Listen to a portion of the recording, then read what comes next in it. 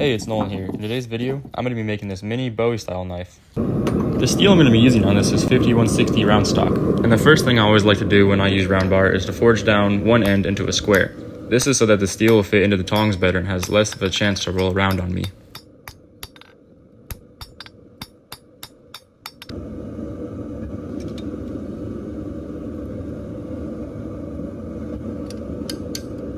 Now that I've got a secure hold on the steel, I'm going to forge it into a taper and bring it all to a point. And watching this clip from this angle just reminds me how badly I need a new anvil stand, because this one shakes so bad, even with little shims under the feet.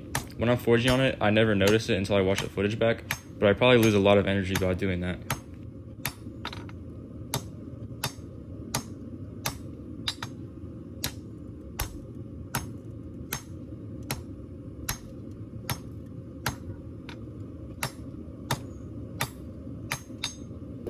After I have it all forged to a tip, now comes the hard part, just flattening the entire piece. I always procrastinate this part because when I'm forging it feels like it takes forever and I get nowhere. But honestly, it's not too bad, it only takes a couple heats to get through, and I still definitely enjoy just getting to hit it super hard.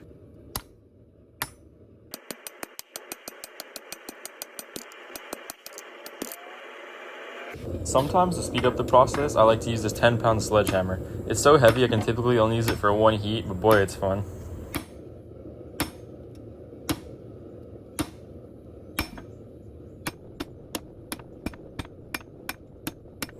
After getting the blade section forward to a more manageable size, I'll flip it around to draw down the tang. You might notice the hammer's on the left side now, and that's because recently I noticed my right arm is approaching like double the size of my left arm, so I want to see if I can balance that out a little bit by hammering with my opposite hand. And it felt so weird, almost like trying to write your name with your non-dominant hand. It made me wonder if this is how I felt when I first started forging.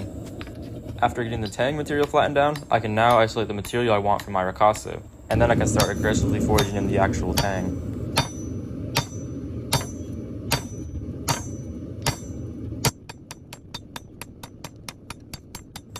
After figuring out how much material I need for the rest of the knife, I can go ahead and just cut off the rest of the material that I don't need.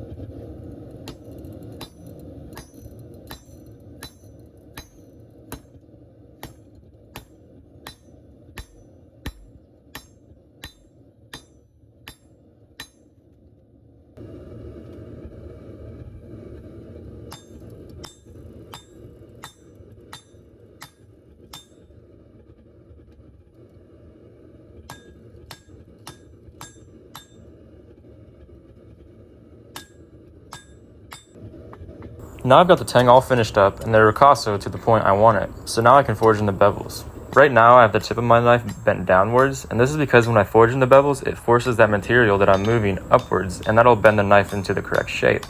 Most of the time.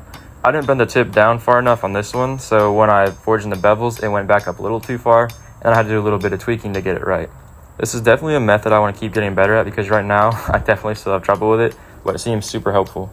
Then, after all that, all I had to do was a little bit of straightening, and then that was it for the forging parts.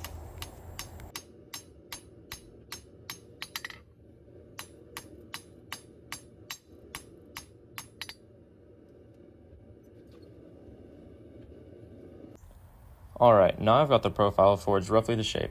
I've been working on forging closer to shape recently, and after watching this footage back, it shows I still need lots of practice, but for every knife I make, the goal is just to make it better than the last. That being said, I can go ahead and start grinding the profile, and after that, I'll go right into the quench.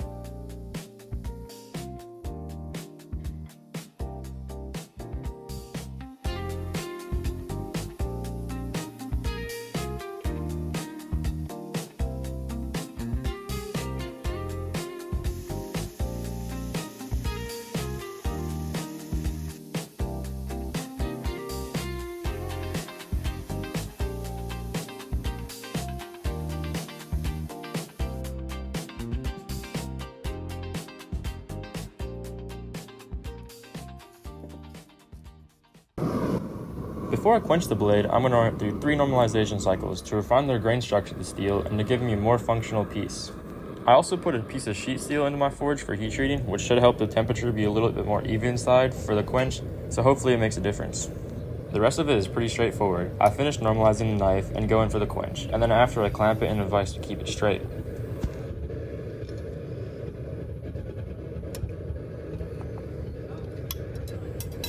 After the quench, I tempered it at 400 degrees for two 2-hour cycles, and then I used a magnet to grind the whole knife flat.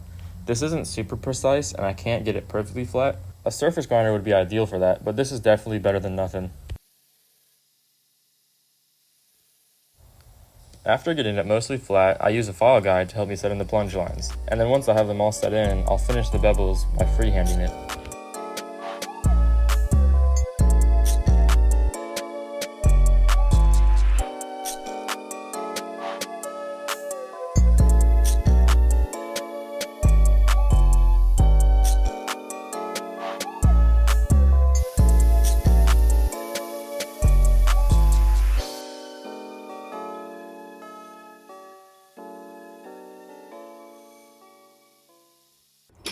Here's how it's looking after grinding. I got the geometry pretty much as good as I can, and the next thing I'll do is go ahead and hand sand the blade. I finished the knife with a 400 grit belt on the grinder, so now when I go into hand sanding, I'll start around 220 grit. A friend of mine, Cal Cope, gave me a great tip one time. He told me that when hand sanding the blade, to make sure I sand the ricasso to the final finish or almost finished. This is to make sure that when I fit up the guard, I don't have to remove any more material, because that could open up gaps in the fit up. After fully sanding my knife, I can now go ahead and start on the guard. This will be my third guard I've ever made, so I'm still super new at them. So if any of you guys have any pointers, I'm open to all suggestions. My process right now is simply measuring how wide the guard is, and then finding the center line, and I'll use this line to know where to drill through. And then I'll use the tang and trace it out to know how much material to drill away.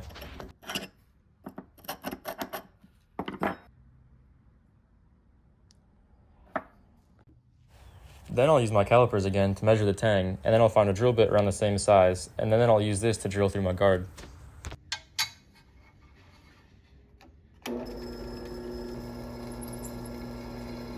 After drilling through all the holes, I'll have to connect them all together, and to do this, I'll use all sorts of small files to cut away the leftover material.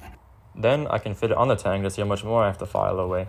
This is the most time-consuming part for making the guard. It's just back and forth from filing to fitting, and then so on.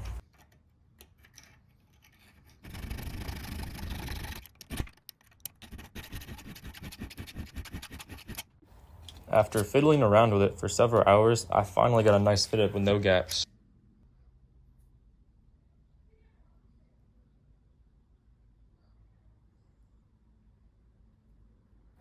And now I can turn my attention to the handle. This is a piece of curly maple, and I'll use the same process of finding the center and drilling holes in it, and then I'll file it out to fit the tang also.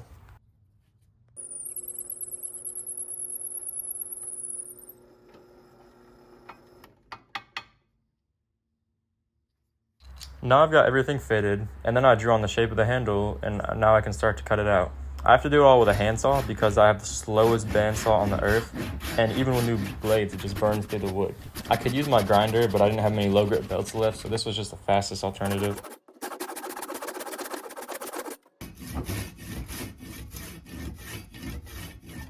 This part is super satisfying. I get to take a chisel and just pop out all these little pieces of wood.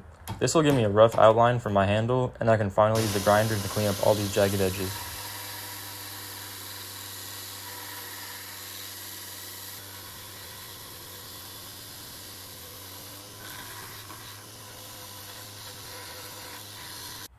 The next thing I'll do is something I've never done before. I'm going to try and put little lineup pins into the handle and the guard to keep it from shifting from side to side.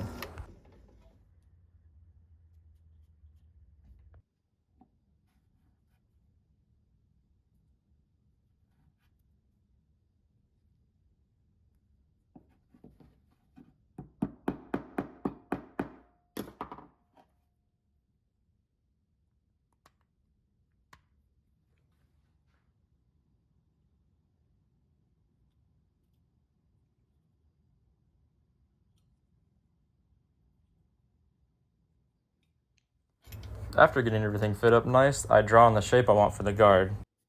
To shape this, I'm going to use the corner of my platen and just try and go super carefully to get the radius to the right size that I want. And then I can start to shape the wood. The way I like to do this is to knock down all the corners to an equal size with a small wheel, and then after that I'll use the slack belt to round it all evenly. Somehow in this process, I lost all the footage of filing and hand sanding the handle, so I'm sorry about that, but I can try to explain it as best as I can while I epoxy it together. After getting the handle all rounded, I like to take files or wood rasps and clean up all the high spots before I start hand sanding. And then after that, I'll use sandpaper and start at 400 grit, and I'll work up the grit till I get to around 2000. And starting at 1000 grit, I'll use oil to lubricate the hand sandpaper, and I found this gives it an incredibly smooth finish.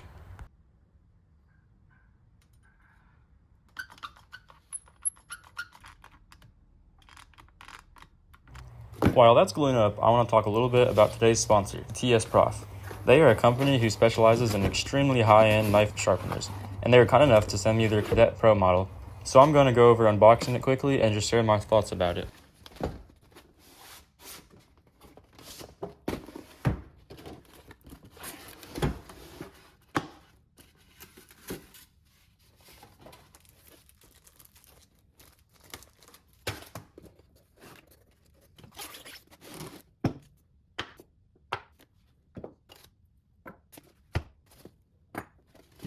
My first thought is just how well everything is packaged.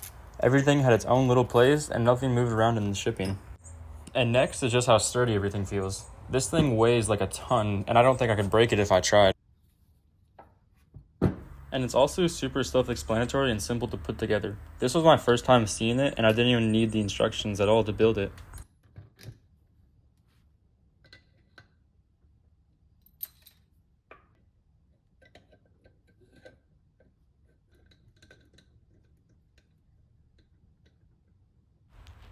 Now that my knife is done, I can go ahead and test out the sharpener on it.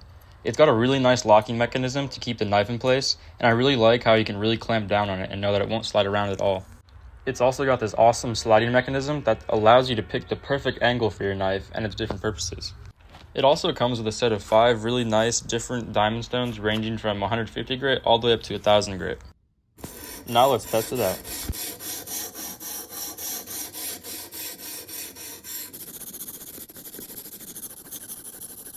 This thing is honestly really easy to use. You simply just slide it back and forth until you feel a burr on one side, and then you flip it over and repeat until you've done all the grits.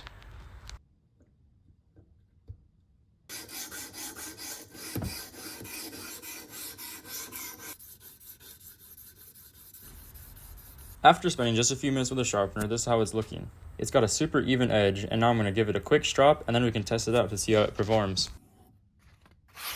This thing has a wonderful edge now. Huge thanks to TS Prof for sending me the sharpener, it works great. I highly recommend you check out their stuff. And if you made it all the way to the end of the video, thank you so much for sticking around. Here's some finishing shots of the knife, and God bless.